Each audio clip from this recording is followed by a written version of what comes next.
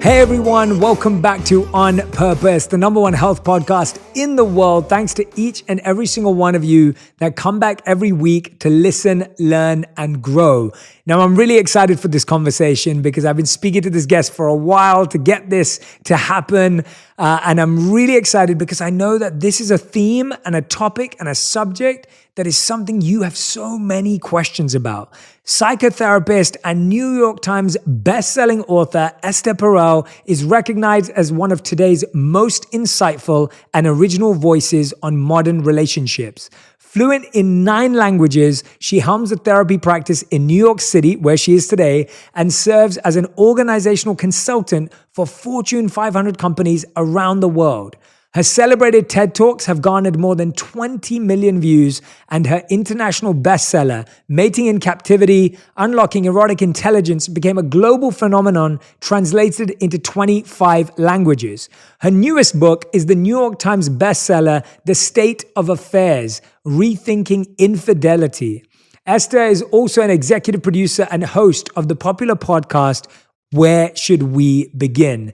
Please give a big warm welcome to none other than Esther Perel. Esther, thank you so much for doing this. It's a pleasure to be here. It's been a long time coming. I have to say, it's been too long, and this is truly one of my favorite books. And I was just saying earlier to you offline that we have so many mutual friends, and your name pops up all the time, and I can't believe we haven't met yet. But I'm so looking forward to having dinner with you one day soon. But I want to dive right in. We'll make it happen. We will. I want to dive right in because, relationships is just the core of our being and the core of our lives. And as you know, they cause us so much joy, but they also can create so much pain in our lives. And you always say the quality of our relationships determines the quality of our lives. I want to ask you, when did you start to first experience that? When did you first start to notice that? That I noticed it because there had been such tremendous loss of loved ones, of family members, of my parents' entire community. Because they came out of World War II and the Holocaust as the sole survivors, the absence of the connections was what highlighted the importance of the connections. We talked about people who I will never meet and have never met. We talked about what it means to experience the decimation of a community, to be immigrants, to create new community, to make new friendships. What does it feel like to love again when you've been so dehumanized? What does it mean to trust again, to play again, to fall in love, to make love? And I think that I would say I was 4 years old when these conversations began for me, that I always thought people. You can have money, you can have education. If you don't have the loved ones, the people, the real relationships, the ones that make the eulogy and not the CV, as David Brooks often distinguishes, that is where the heart of the matter lies.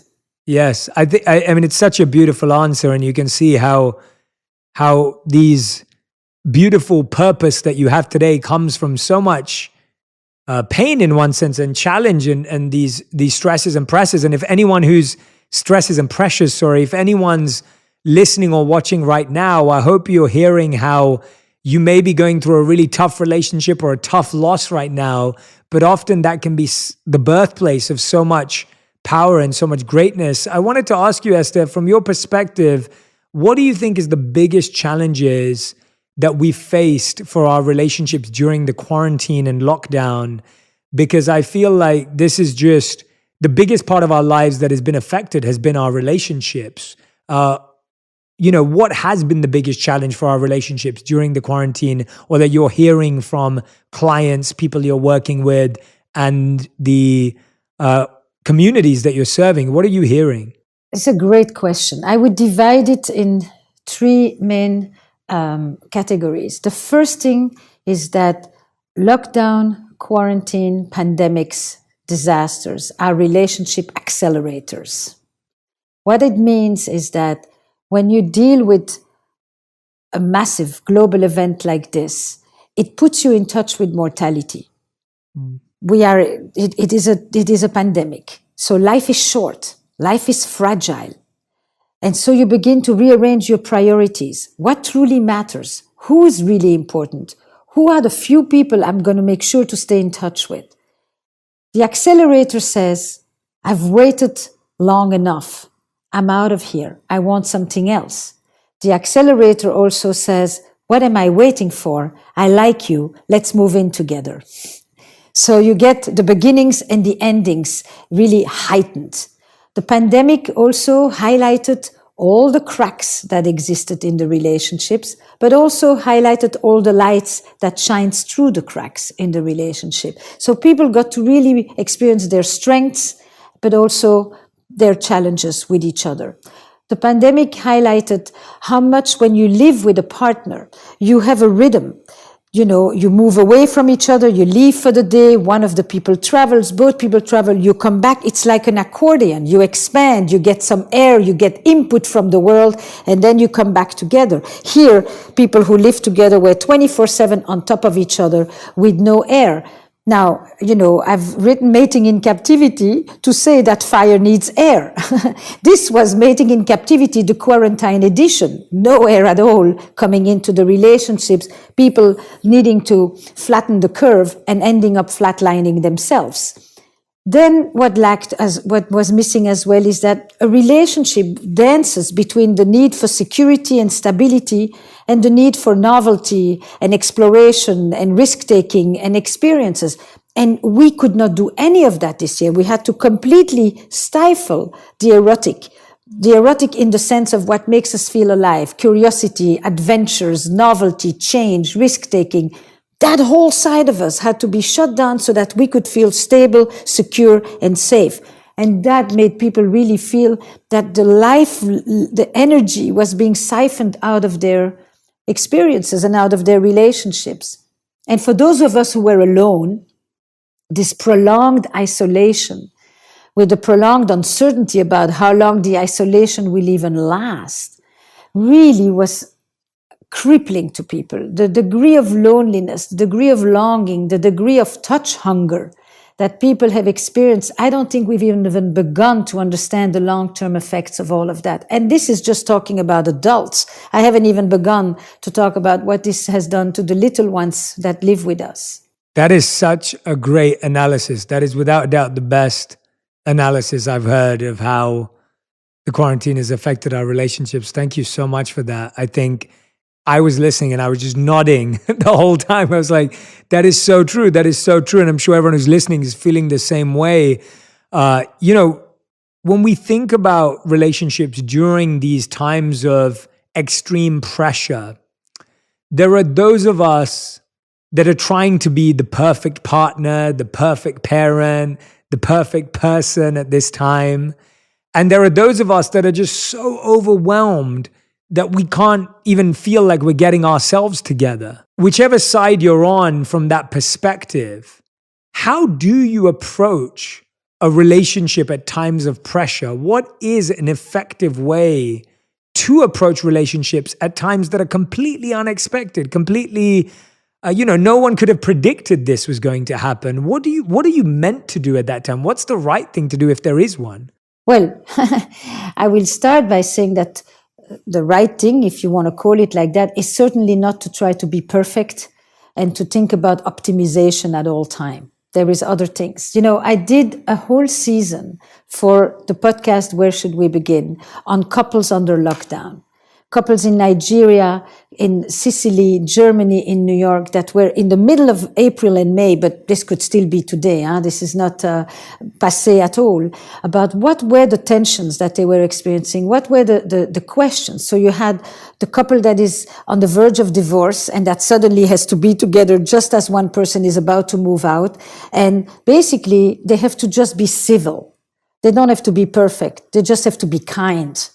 Then you have the couple in Sicily where the woman goes to work in the hospital and the husband suddenly became the frontline parent with 3 young children. And every time she comes back from the hospital, she's just afraid that she's going to contaminate them. And she scrubs herself so that she can protect her family because she is, as we've come to call her, an essential worker. Then you have the couple who was separated for a year and a half. And suddenly in the pandemic, she says, come back. And they realized that they really didn't have a really good reason to separate, that in fact they had so much more to stay together. So the stories are very varied, Jade. It's not one thing. But if I was to say, what are some of the things that have helped people? Because I think that's what you're asking, right? What has helped people be together in the better way possible? I would say 3 things have been extremely useful, actually 4. One is boundaries.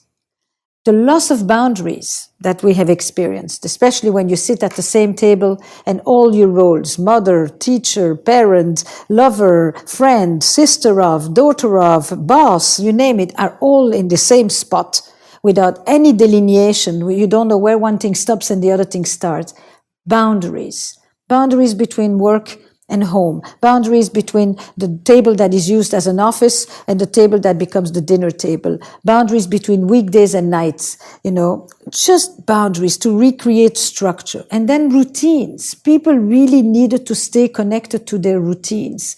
New ones that they created, old ones that they really liked. These routines became a marker of continuity, of stability, of consistency. And then rituals that people created.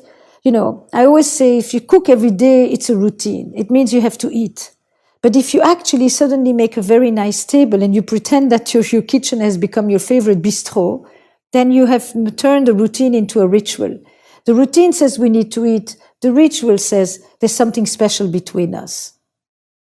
And these small 3 categories of events have been extremely helpful in people being able to be with each other, and with the people that they stayed connected with in their pods. Added to that, kindness, just civility, not perfection. When somebody brings you coffee, you can be very nice and just say, thanks for bringing the coffee. But you can do even better when you say, thanks for being such a thoughtful person. And especially at a time of isolation, when you don't have 20 other people that can give you feedback, and the person that gives you feedback is the one that's all the time right there with you, with whom you have to suddenly do all those things at the same time. It's very important to feel that they get you, they see you, and you're not just a function.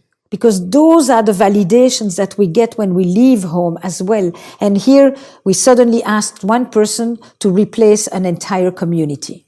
That's incredible. Those are such great tips. Rituals, routines, and boundaries. Yes. 3 really, really powerful steps. And I know that when I was thinking about it at the beginning of the pandemic, me and my wife had to reset our new expectations and boundaries of each other, of our space, of our home. And what's one way you did this? What's one of the ways that you think you made a tweak that really was helpful? So one of the things that me and my wife did was she said to me that now we're just living in the same spaces. I need to make sure that I feel that you're helping this space remain what the space is. So she was like, before we would leave our laptop out, or we would leave our trainers or our sneakers in the living room because we were going to the gym or whatever. She was like, now that we're enclosed, we need to make each space feel like the space that it is, because we no longer have the freedom that we're going out to the gym or that we're going out to see a friend. So we need to make sure that we're cleaner, that we're tidier, that we're making sure that we're putting everything away. Now we're not ordering food. We're not going out to restaurants. So we need to make sure that we've cleaned up everything straight afterwards. It's very basic things, but these things often get lost when you're all going through your own pressure and stress. And to me, those simple resetting of expectations and boundaries was so useful. We also made a rule that we would only work in certain areas of our home. So she had her work area and I had my work area. In the beginning, we were both on the same dining table, taking both of our phone calls and trying to get the other person to be quiet, and it wasn't working. And so for me, it was integral that we had that conversation. But here's the interesting, Esther, that I wanted to ask you, is when couples are having those conversations, they think it's bad. We get worried. We think, oh no, my partner should just know this. They should just understand this. And we almost get scared when we're having conversations like that because we think that we should just know, we should just be aware. How do we get beyond this false idea we've created that difficult conversations show weakness when actually difficult conversations help build strength? You just said it. Difficult conversations, when you get through them, you feel emboldened, you feel more trusting, and you feel more confident. The one time where the other person knows what you need, what you want, what you care about, without having to say anything, is when you're in utero, before you're born, and just as soon as after you're born.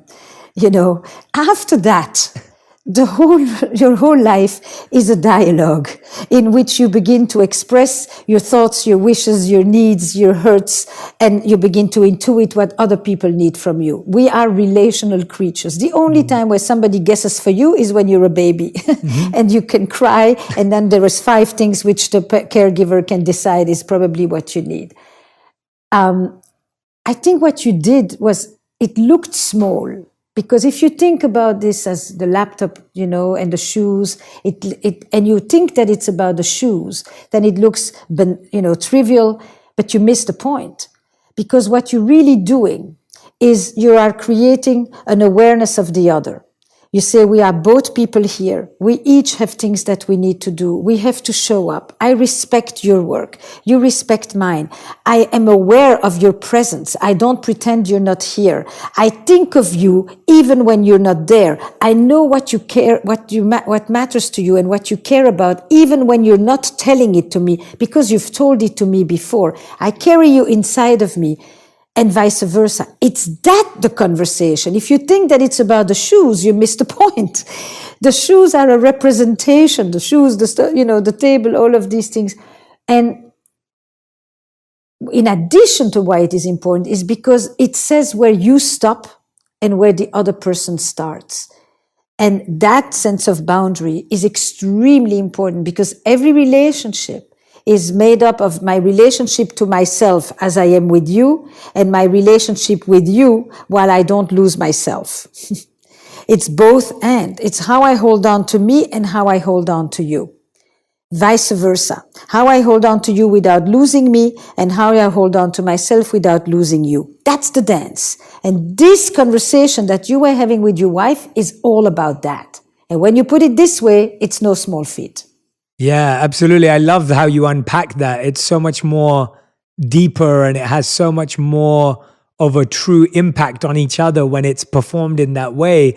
I'm sure there are a lot of people listening right now, Esther, going, you know what? I'm doing all of that, but my partner is not responding, right? Like they're not thinking about me. They're not aware of my presence. They are prioritizing their work. They are not being aware and being conscious and being intentional. When someone is feeling that way, this is probably the number one question you get asked always. But when someone is feeling that way, that they're doing everything they can, they're trying to clean up and do this and do that, but the other person doesn't respond.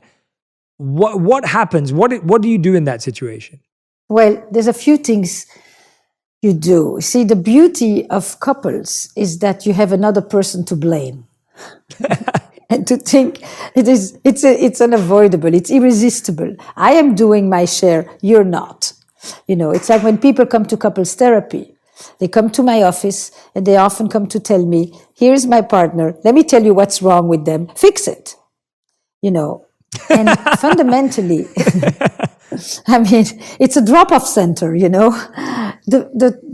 there is a reality in which this is one of the hidden truths of relationships. If you want to change the other, change yourself.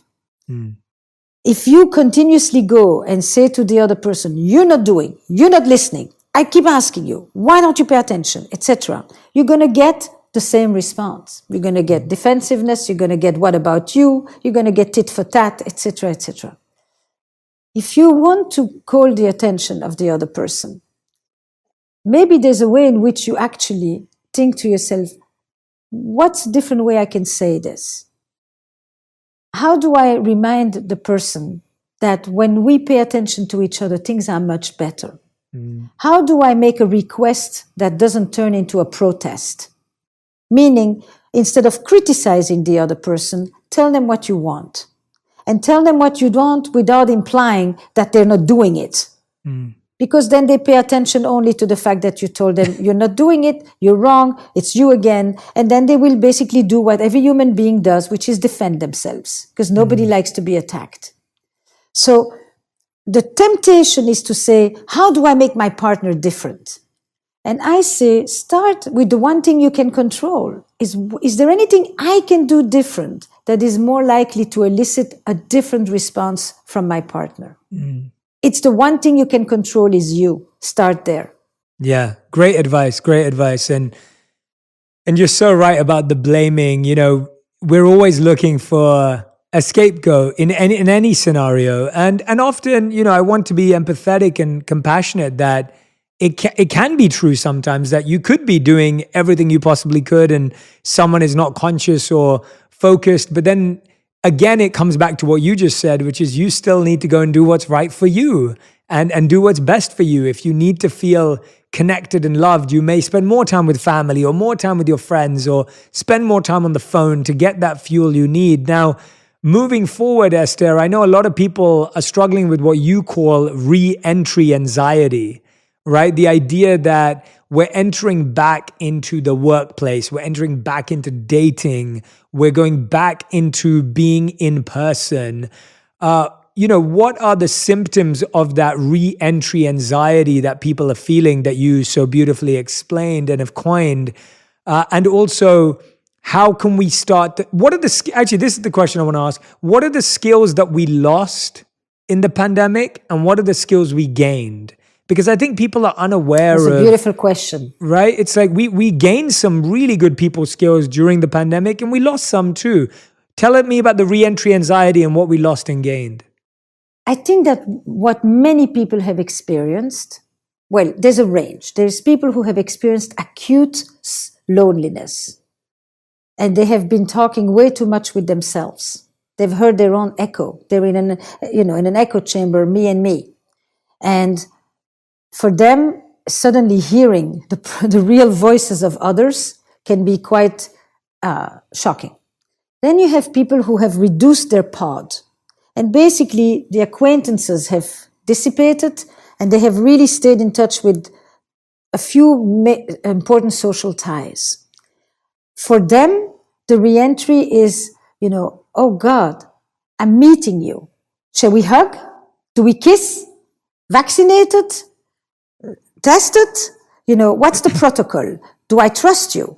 Do you tell, are you just saying this because, we're here at this gathering together, or is this really true? What can I ask? So that's the first thing. Then there is, are you huggable? That's a question many people are asking. Are you huggable? Because we arrive with this, I haven't held you, I haven't touched you in so long, and the hugs that you see people do, it's just like, usually you see them at airports when people come back from many years of not having seen their loved ones, and they hold each other for dear life like that. Then there is, how the fact is basically many of us have only seen each other from the chest up for a year and a half. What's it like to suddenly be embodied, just fully embodied, we can't hide in the same way. And then, what is the chat going to sound like? Chat is a 4-letter word. What's the chat going to be when I see you?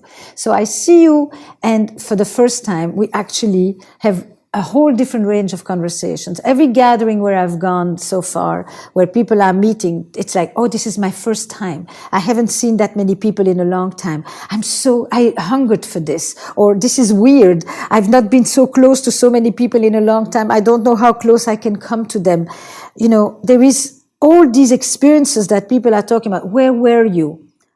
Were you with your family? Were you with your loved ones? How was it for you? And, what were the important moments? Have you lost anyone? Is everybody okay?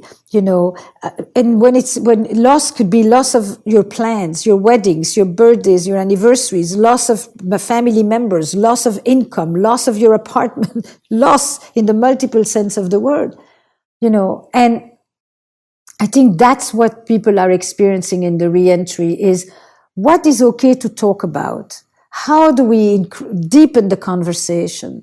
People are slightly less in the mood to be just on the surface completely.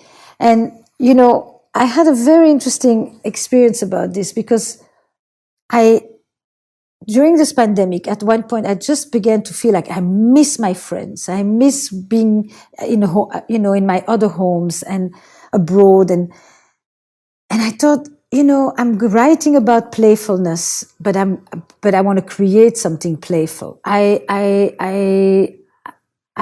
miss my dinner parties. How am I going to do something of that sort? And I kept noticing, there's very little surprise. There's very little, mystery, unknown. The unknown is basically something you worry about. And I thought, I'm going to create a game. I want to actually create a game that reconnects us with our storytelling. Mm-hmm. It was, and what I ended up doing, because all of this I did on Zoom, I came up with 1,000 questions on Zoom, but it was all Zoom. So you can't play. Playing is me looking at you, that smile, that mischief, it's all this. And so I brought friends together in a pod that I've known for 25 years. And we basically started to play test every night after dinner. Just what are the really important conversations we want to have? What are the stories we feel we need to tell? And it was very moving, actually. It was like you could see a social atrophy, when you use a social muscle you haven't used for a long time. Mm-hmm.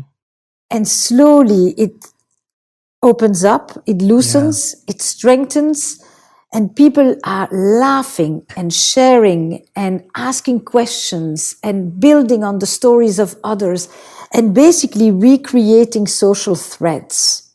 That's, I think, what we are going to do in this re-entry at this moment. And basically, the question was always the same: where should we begin? And it was like, I want to know about this. Tell me about that. Yeah.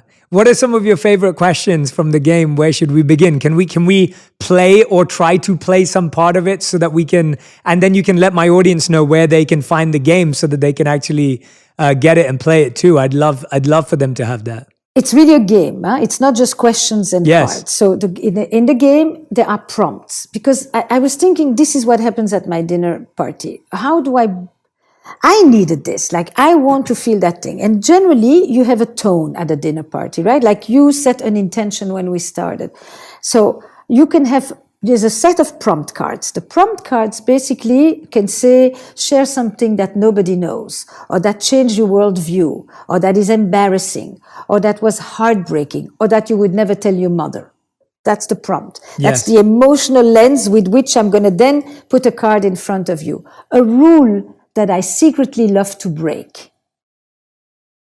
Now imagine that you get something embarrassing, and I put in front of you the card, a rule that you secretly love to break. Because we all the players put a card in front of the storyteller. It's a game where there is one storyteller at a time. A phone number that I would like to delete. Yeah, everybody has some phone numbers that kind of linger with them in their life, If I wasn't working as I would be Mm-hmm. If you caught me at my fridge with the door open in the middle of the night, you would catch me. Yes. My most irrational fear is, and it is a combination between the prompt cards and the story cards. And then we have coins so that if you want to evade my question, I can impose on you, push you to answer the question that I want, and then you have deeper questions. I've never told you the story. I've never told you the whole story about. Everybody has stories that they have fudged. Mm. And what is it like? My guilty pleasure is if I could change something about the way that I was raised, or I'm most judgmental when it comes to. And then we go a level deeper, a dream that I've never shared out loud, a blind spot that I have, a mistake that I will never make again, or I haven't told anyone about the time when. And then we have a whole set of questions around sexuality and intimacy. A text message that I fantasize sending. I wish that somebody had told me X about sex. My sex life was never the same after. And a sexual situation that I have always wanted to try. So you can play the sex cards or you can take them out if you play with colleagues. But basically what I tried to do, I thought, what are the many dimensions of my life? What do I want people to ask me about? And what am I curious about? And we all have a storyteller inside of us. And anybody who has ever been a child knows that one of our greatest pleasure was someone telling us a story before we go to bed. Yes. I love that. I'm so glad. Where can people find the game if they want to go and get it? I know I'm going to order it straight after this. The game will come out in June. It will be called Where Should We Begin? Like the podcast, A Game of Stories. Okay. And when it is out, Jay, I promise I tell you, and then you can tell your entire community. But it will be available directly through my website, Where Should We Begin? Okay, perfect. We'll make sure that we put the link in the comments when the episode goes out and then when it's available, because that sounds and like I so thought much of it fun. as a re-entry game. It's a game for absolutely. connecting and reconnecting. That because everybody's asking me, what do we talk about? What are the conversations we can have? And I just said, let me create it, because I see it in my office. I see it on the Housework podcast as people are going back to work and all the work-related questions. And one thing is love, one thing is work. What happens when people start to go back to work right now and all what that evokes in us. And I just thought, okay, let me select. But the thing that was so important was the shift between the time when I did it on Zoom and then doing it in person, and then doing it with strangers, and doing it with people who I thought I knew, or who we thought we knew each other, and to realize how much we still had to discover. Yes. I think that's one of the things about friendships, love relationships, is how do we remain really curious? Yeah, I love that. I'm so glad that you designed a game around it. I always think people approach these conversations feeling it's very heavy, and they feel like it's going to be quite stressful, and they think it's going to be like really weird. And then when you have a game, it's like all of a sudden, we drop our guard, we start laughing, we get playful. I love that. I can't wait to play it myself. And I've been saying the same. I was doing a corporate keynote recently, and I was speaking to an executive who was briefing me on, what I would be talking about and what the audience was like. I know you do lots of corporate speaking as well. So it was one of those briefing calls. And he asked me a question. He said to me, Jay, what's the coolest thing that you've done in the last 7 days? And all of a sudden I was so alert and fresh because no one had asked me a question like that. I can't remember the last time I answered a question like that. Most questions are like, how are you? How's your day going? It's the usual stuff and the small talk. And as soon as he asked me that, all of a sudden, I felt alive. And so I can only imagine that your game will do the same thing. And the other thing was, I was encouraging a lot of people to ask more interesting questions, because otherwise, of course, the people in your life are boring, right? We ask them boring questions. So how can people be interesting? And I was also encouraging people to look. I want to repeat this. If you ask boring questions, you will feel that people are boring. Yeah. If you ask, interesting questions that breathe energy in you, like you just described with this guy, you receive a completely different person right in front of you. Totally. It's really crucial. I actually came alive. And even the idea of, and I was going to say with your beautiful painting or artwork you have behind you, I was encouraging people to be more curious about what they see in the Zoom call with people. So I was sitting with another client, and he had a paintbrush hanging on his wall behind him, like you're speaking to me now. And and he was a corporate client, and he had a paintbrush. I don't know him that well. And I said, hey, look, I don't want to be creepy or weird. I'm just intrigued. I'm curious. I've never seen a paintbrush on someone's wall. Can you tell me where it's from? And he started laughing, and he said to me, he said, oh, you know what? No one ever asks me that. And I was like, all right, well, do you mind telling me? And he said, I have it there because my first ever job, he's probably in his 50s now. He said, my first ever job when I was around 14 years old is I used to paint fences and paint walls and paint homes. And so this paintbrush reminds me of where I started. And it just opened up. And then I told him what I did as my first job. I used to be a paper boy and deliver newspapers in my area. And it just was such a refreshing conversation that I'm still talking about it right now. And so I can't wait for people to play, where should we begin? It sounds wonderful. I just wanted to share those with you because I couldn't agree with you more. Objects are super important. Objects tell stories. Yes. I ask in many sessions, bring an object that represents the part of your relationship that you would like to harness, to develop further, to maintain.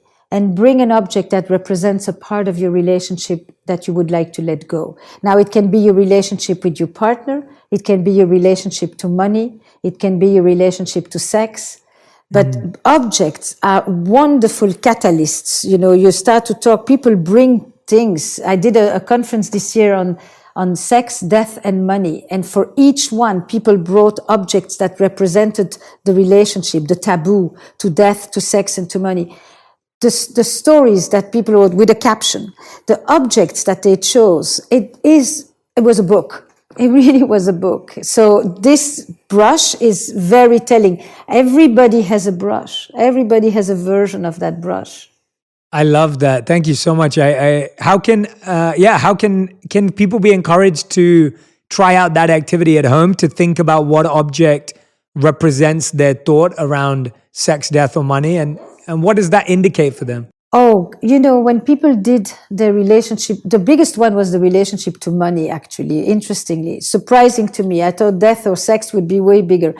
It went from, a checkbook, because my father lost all his money and could never pay his bills, to a pair of shoes that represented either the shoes I would never allow myself to buy, the shoes I finally felt I deserved to buy because I've worked so hard, the shoes that I've never dared wearing because they were so expensive I've kept them in the box, and the shoes I continue to wear while there are holes in it because I don't feel like I deserve to get new ones. Shoes were very important. Wow. About money, the ring that I received, for a wedding a marriage that lasted for a year or two. So people told stories of homelessness, of destitution, of hard work, of intergenerational legacies inside the family around what was lost and what was gained. I mean, that's it. A little object told stories of generations. So you can do this at a table with a small pod with your friends. There's a few of them actually in the card game as well. But basically, bring an object that represents what you discovered most about this year, for example. What was most important to you this year? Bring an object. And what you will notice, I've done that one. People have brought things that involve baking because they've been baking. Why? What was that sourdough thing? It's not the bread. It's the fact that people needed to create something. People needed something from nothing that became something. It's an antidote to death when you bring something into the world, creativity, things like that. People brought things related to nature. People brought things related to painting, writing, art and the importance of art, to pets, and to children, because children were the ones who could remain imaginative. They put 3 books on a floor and it becomes a rock. That's beautiful. I love those examples, especially the shoes. I'm going to go and try that out with my wife later on and see what we would pick for each. I love that. Tell me, Esther, one of the things that I see a lot of my closest friends go through and experience is that they're all, they're doing well for themselves, they're successful, they're in their own way, but they have this desire to be in love, and often they fall in love too fast, or they fall for someone very quickly, only for that to end very quickly as well. They have this rush to want to find that right person. And when they think they've found someone, they're all in. And then within a month, things are kind of going backwards again. What is the intention or the mindset with which one should approach love and relationships when seeking out a partner? Today, we have guides on how to have the perfect online dating profile and how to put the perfect caption to describe how you look and what you like and what you're looking for and what you're interested in. What really should be going on in that preparing for a relationship and love phase? I have bad news for your friends. I'd rather you tell them than me. So I get it. I've been working for almost 40 years now, helping people with, the challenges of their relationships. The first thing I would say is love is a verb. It's not a permanent state of enthusiasm. It's not about finding the right person. It's about being the right person. If you just want to be dazzled, you will have an adventure. You will be infatuated. You will fall in love. You will have a love story maybe, but you won't have a life story. And a life story is different from a love story. There are many love stories that are never becoming life stories. People have had beautiful things, experiences with others of a few days or of a few years for that matter, but they don't really integrate to become a life. And a life has more than just a feeling of love. It's to build something. It's sometimes to raise children together. It's sometimes to bury parents together. It's sometimes to deal with illnesses together. It's sometimes to move countries and migrate together. It's a lot of other experiences that make a life. It's building a business, losing a business, or building a second one after the first one did very well. All of that. If you just think of it as, I see you and I have butterflies inside of me, and then after a few months I see you and I don't feel the same intensity anymore, I'm sorry to say, but your conception of what is love is not one that will give you what you are looking for. Yeah, so well said. And I love that idea of, I think so much we're always about does this feel right? And does this feel good? And I've been thinking about that a lot lately. I've been thinking how I'm still trying to investigate this thought. This is not something I'm sure about. I'm sharing it as as an experiment. And it's the idea of just, I'm not sure if asking myself how I feel is always the right question. Because sometimes you feel like doing something and sometimes you don't feel like doing something, but it's often the times when you show up, even when you don't feel like doing something, that something builds, something is created. There's more of a possibility and opportunity. So I'm just investigating that thought recently around how people go from feeling madly in love to then feeling out of love, when actually they were never in love in the first place. Like you rightly said, they may have had a life story. Or love is something that you actively cultivate. Yes. You nourish it. You do things that express it, that show the other person that you're thinking of them, that they're important to you, that you carry them inside of you even when they're not there. I mean, to just think, it's an in or out is very, very narrow. Now, the other thing is when you say, how do I feel? I think it's a very important question to ask, but it is one of many questions. Our emotional life is one narrative. Then we also have a values life. Have I acted right? Have I done according to my principles? Have I done right by virtue of this person to whom I owed something?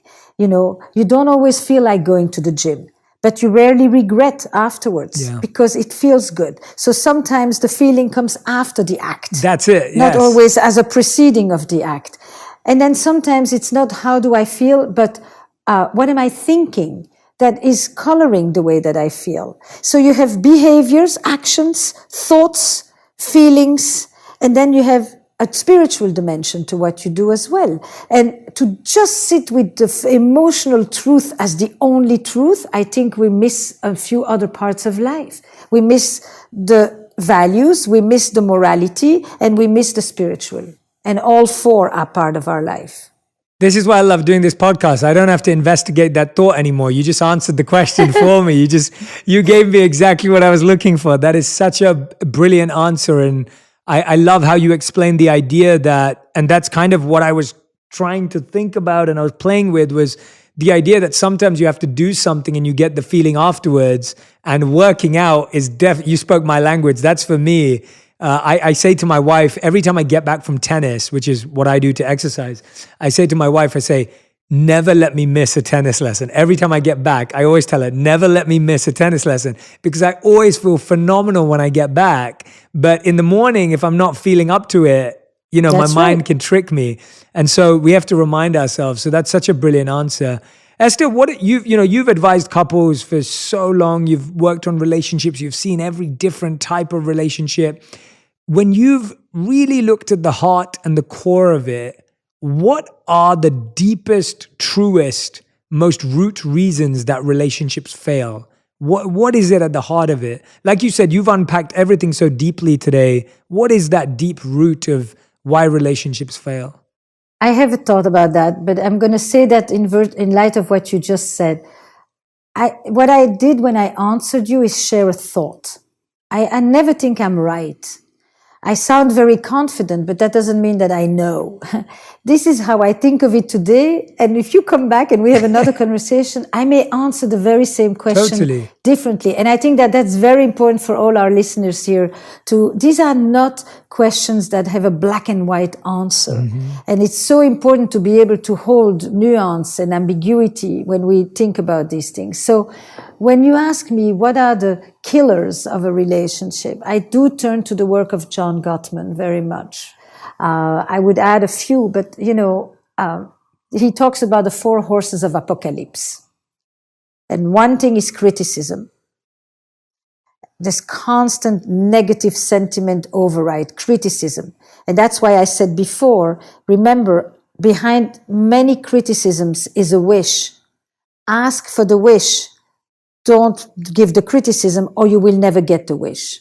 Love that. 2, stonewalling.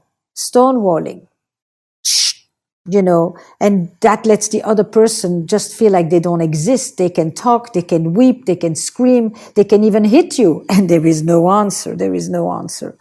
The 3rd one is defensiveness. I can't say anything that you don't answer defensively. You never own anything. You don't take responsibility for your actions. It's all about blaming the other or externalizing, and it's always everybody else's fault and every other circumstance that made me do, and I'm just a victim and I've never done anything. And then the big one, the 4th one, is contempt. And that's considered the killer of them all. Contempt. Because when I am contemptuous, I look down upon you. I despise you. I belittle you. I diminish you. I devalue you. And I basically do one of the most important things is I take away your meaning. And we are creatures of meaning. We want to know that if I'm here or if I'm not here, there's a difference. I matter. And if you manage to make me feel like I matter none, that one is the real zinger. So I think these 4 basically sum up the death of a relationship. I can give you smaller ones, because not everybody is at that end. So the smaller ones for me are complacency. Freaking complacency. People would never, you have a lot of entrepreneurs and a lot of people who do their best at work that listen to you. And most of these people would never treat their clients the way they treat their partners. They give the best to their clients and they give a smither of that attention to their partners or to the people at home with them. That laziness, complacency, lack of curiosity, just routine management inc. I do this, you do that. And when is the last time we actually looked at each other and checked in with each other and said, and how are you today? Not how was your day? How are you today? Because I think of you, that. And that is the many, many couples that come to couples therapy feeling like the life has been siphoned out of the relationship. So then when they say, I still love you, but I'm not in love with you, or I feel like, we have nothing to tell each other, or it's kind of a dead end between us, I say, what are you doing to enliven yourself? What do you do that brings energy and aliveness and vitality and curiosity? If you do none of this, it's like leaving something in the fridge for months on end. It dries up. Well said. So well said. I love all of those examples. And I think the interesting thing about the first four that you mentioned also is that, like you said, behind the criticism is a wish. And often behind the stonewalling is just a genuine desire for space. But when you don't express that and you don't communicate that, of course, the other person thinks you're just ghosting them and that it's about them. That's right. And as you can see, that behind each of our behaviors, there is a deeper desire that may be genuine and may be necessary. And even behind your contempt, there's some sort of internal contempt that's bringing that out. There's some sort of internal criticism that's going on. And you know, Absolutely. it's so crazy because when you hear it, it sounds so simple and it sounds so obvious. But one of the things that's really helped me and my wife is I do this thing where and I really liked what you said about how we treat our clients. I try and do this check-in thing with her all the time. And I'll be like, how do you think our relationship's going? You know, and I always ask her that question, like, how do you think our relationship's going? Like, what do I need to improve? What do you think you need to improve? What are you working on? What am I working on? And it's funny because you never do that update or status update with your partner because you just assume that you've already made the decision and now it's stayed. That's right. We married, and now the thing is just going to go on like that for 30 years on wheels. It is a very strange, the type of exceptionalism that people think about when they think about marriage or committed relationship. This notion that, that you made the decision at 25, 35, and this thing is just going to go on with you intact. It is really strange. It is such a strange thing, but it's something we all live with. I know so many people who have unfortunately experienced infidelity or been cheated on. And, you write about this. As I said, this is one of my favorite books that you've written. I highly recommend it to anyone. I recommend any of Esther's books. We'll put the link in the comments.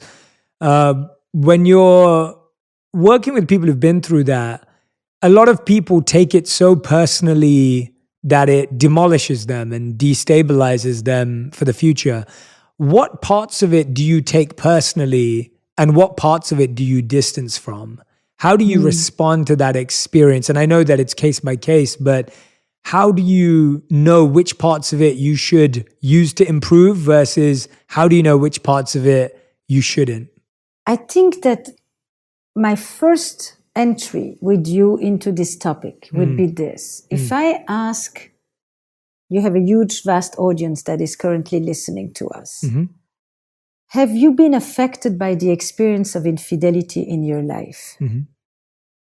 Either because you were the child whose parent was unfaithful or who left for another partner, either because you are yourself the child of an illicit love story, either because you have been unfaithful, or you have been cheated on, or you are the third person in the triangle, the secret lover, or because you're the friend on whose shoulders somebody's been weeping for days, or the one to whom somebody's confiding. If I ask your entire audience now, about 85% of the people will tell you that they have been affected by the experience of infidelity. Absolutely. So the story of infidelity is not just a story of two people, of one cheater and one betrayed. The story of infidelity is the story that accompanies marriage from the day marriage was invented. And it travels in families. And it travels all over the world. And my exploration of infidelity was using this betrayal, this violation of trust, as a way to understand modern love. Because infidelity hasn't always meant the same and doesn't mean the same depending on the various cultures and the various models of marriage that we have. But if I live today in the West and I wait till I'm in my 30s to choose you, and I've had loads of people before you and I ever met, which means monogamy is not one person for life, but monogamy for me is one person at a time. And I have been on apps and I have had to deal with all my FOMOs and the 1,000 people I could choose from, and you're the one I've honed in on. Now my sense of trust for you, what you represent for me, is all those people I didn't choose. And with you, when you and I experience infidelity, it's like the shattering of the grand ambition of love. I thought this is it. You're the one. And you're my soulmate. We today have brought the divine into the social, and I call you soulmate. I don't turn to God, I turn to you. And you did this to me, and I feel like I've lost my entire sense of self.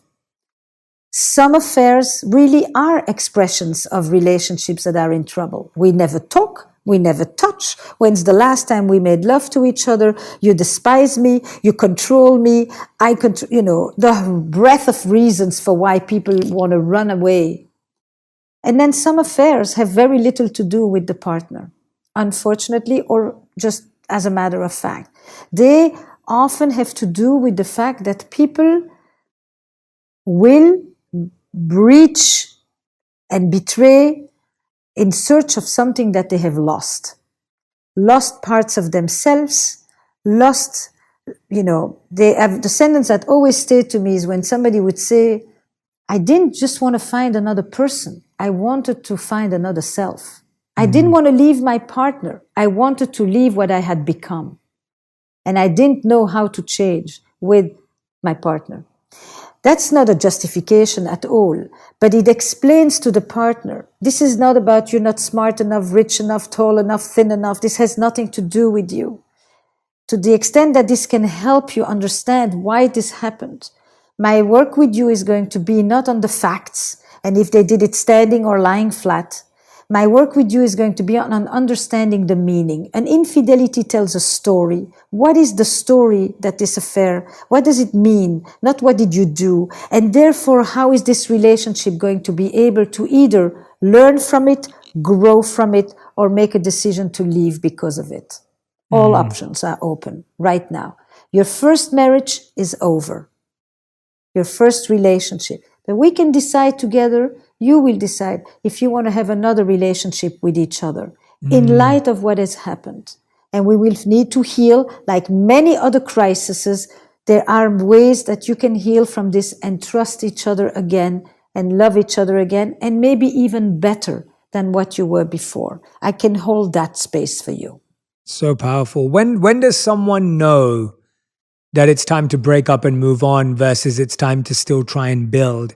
I think a lot of people that I meet, and this is in any breakup, it could be leaving a job, it could be breaking up with a person, it could be leaving a long-term commitment, whatever it may be. You always find people say, I stayed in it for 6 months too long. I stayed in it for 2 years that I shouldn't have. I was in it for 6 years that I shouldn't have. We spend so much time making that decision.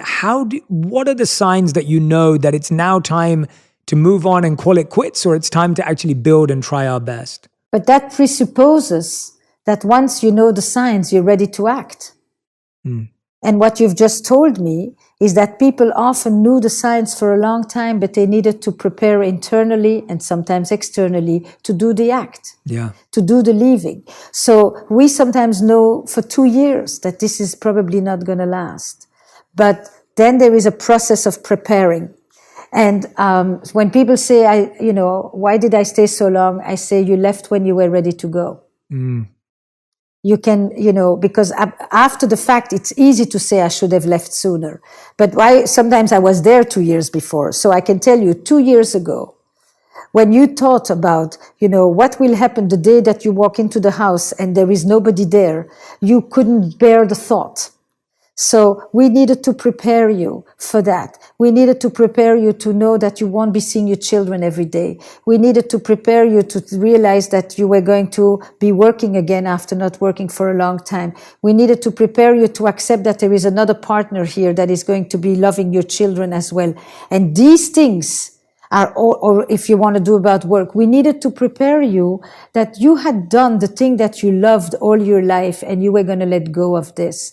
Or you needed to prepare to accept that you had done the thing that was right and you were finally going to do the thing that you really wanted, and they were not both the same.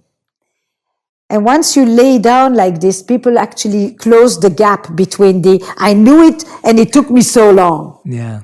Esther, I love that. It's such a joy talking to you. I'm just loving the back and forth and being able to find so many of the answers I've been thinking about in speaking with you and reflecting together. I could do this with you for hours, but we have two last segments that we do on Purpose that I want to do with you. One is called Fill in the Blanks. So I'm going to read out some sentences and you have to fill in the blanks to start off with. So are you ready? Okay, I'll try. I'm very proud at those. But No, you're going to be great. You're going to be great. Okay. True love is. True love is living with those differences that you think you can never tolerate. I love it. Great answer. Okay. Great partners are. Funny. They know how to bring in humor just when you're about to bite. That is my wife. My wife is a genius at that. And it comes naturally to her. That's I have good. one like that too. I bless him for being able to make me laugh at the moment that we could go down that path that is just like, whoa. Absolutely. Conflicts in relationships are. Defeating. But part of relationships. Conflicts are part of relationships, and yet they can be so defeating. Couples therapy is. Couples therapy is the place where you create a safe and provocative environment to check yourself as you walk in and stop focusing on checking your partner and leaving yourself out of the game. Amazing. Great answer. See, that was great. That was phenomenal. So I'm now going to ask you the final 5. These have to be answered in one word or one sentence maximum. So same as last time. You did a great job. So these are your final 5. What is the best relationship advice you've ever received? It's perfectly fine to go to sleep angry. Okay. Great answer. Okay. What is the worst relationship advice you've ever received? You have to tell your partner everything. So what do you not have to tell your partner? Let's just dive into that. That's an interesting answer. Tell us a bit more about that. Certain truths are cruel and overrated. Ask yourself, is it wise? Is it kind? Not just, is it true? What do you want me to say, Jay? You really are an awful, you look awful. It's like, I'd never want to touch you. Your smell bothers me. I can't believe I'm sitting here with you every day. Then leave. Got it. Makes sense. That's more than a sentence, Jay. No. I wanted to learn more. I was encouraging you to. That was great. All right. Question number 3. You're the dumbest person I've ever been with. I can't believe that this is the way. It's the stuff that is insulting. Yeah. I never want to make love to you again. If I'd never had sex with you for the rest of my life, I wouldn't be bothered. Is there a value in saying these things? Does anybody see anything positive? But sometimes people think that in the name of truth, in the name of your question before, I should tell you how I feel. Well, some of your feelings you should go tell them to somebody else. I love it, Esther. It's so great. All right, question number 3. What's something that you know is true about relationships, but people are still disagree with? They're still trying to get there. What are you so sure is true about relationships, but most people in society, they haven't quite got there yet? Or they may disagree with it. That at times when it feels like it's a mission impossible, repair is possible. Beautiful. Question number 4. What's the biggest lesson you've learned in the last 12 months? I've relearned it. It's not that I never thought of it, but that helping others is one of the most powerful ways for me not to feel scared or helpless myself. I can so relate to you. I love that. I can so relate to you. Okay. Question number 5, the final question. If you could, bang, bang. if you could, we don't need the sound effects, guys. That was the sound effect. That was the one. Use Esther's sound effect. If you could create a law that everyone in the world had to follow, what would it be? It would be the law of decency and respect for the humanity of others. Don't use them. Don't abuse them. They're people. They're like you. If you lose your sense of morality by being violent or enslaving people or humiliating them, you lose your own humanity.